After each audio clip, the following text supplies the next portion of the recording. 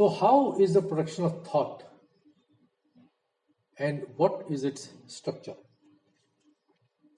We can consider thought as a dissipative structure or an attractor, as we discussed before. It is produced by the firing of large number of neurons. But how does such a firing produce a structure called thought? I will now make an attempt in trying to explain where thought originates. I feel it originates in the synaptic cleft. Synaptic cleft is a tiny space of about 20 nanometers between an axon and a dendrite and is a place where two neurons exchange information via neurotransmitters, as is shown in this figure. A neuron has basically three parts. At one end is a dendrite, which accepts neurotransmitters from other neurons. Then there is a central nucleus, which is the heart of neuron. And then there is a long fiber, or basically a nerve fiber, called axon, whose end releases the neurotransmitters for transmitting them to other neurons. It is generally an accepted fact that a thought is produced when neurons fire. How many neurons fire for a single thought? Nobody knows. When a neuron fires, it produces an electrical signal which is transmitted via the axon, and at its end this signal gets converted into chemicals called neurotransmitters. These NT or neurotransmitters pass through the tiny space of synaptic cleft and are accepted by the dendrite of another neuron, which converts them back into electrical signals before they reach the center of the neuron, and the cycle continues. This is how the neural pathways are formed when large number of neurons interact and communicate with each other.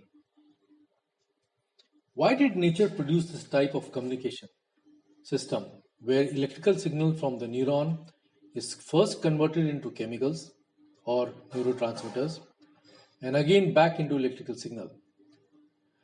A possible answer could be that during this conversion in synaptic cleft, photons are produced, which are the signature of thought.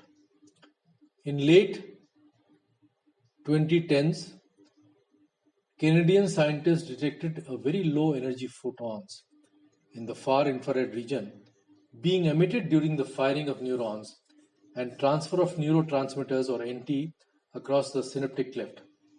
Scientists are still not sure in what way brain uses these photons, but speculate that somehow they may help in increasing communication between various parts of the brain. I conjecture that synaptic cleft photon production produces a feeble signal, and when millions of such signals combine and synchronize, thought results. Emerging signs of synchronization might help to explain this phenomena. This field emerged when it became possible to explain successfully how very large number of fireflies start glowing in a synchronous manner in a short time after their random initial firing.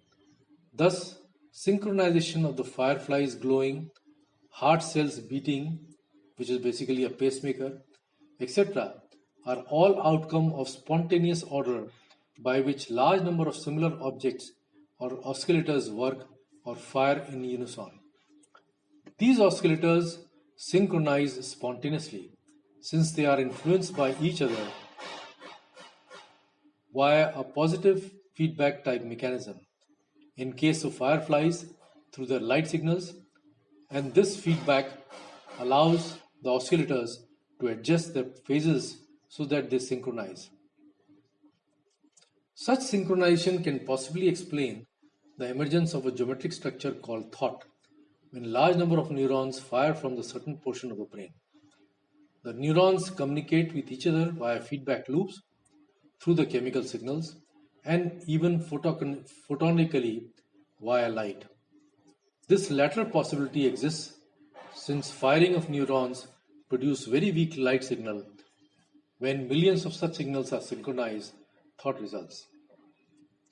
As one thought emerges and subsides, if not energy is provided to it, it is replaced by another thought emerging from another part of the brain, and in this way, the brain chatter takes place.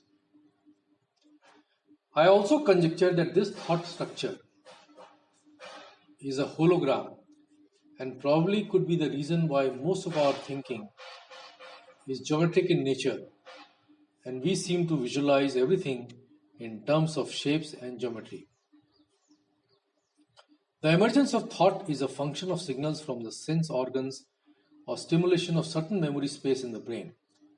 However, an entity called I or the ego, will, sense of identity, etc., acts like a symphony director and helps provide the necessary energy to maintain a given thought for a longer time.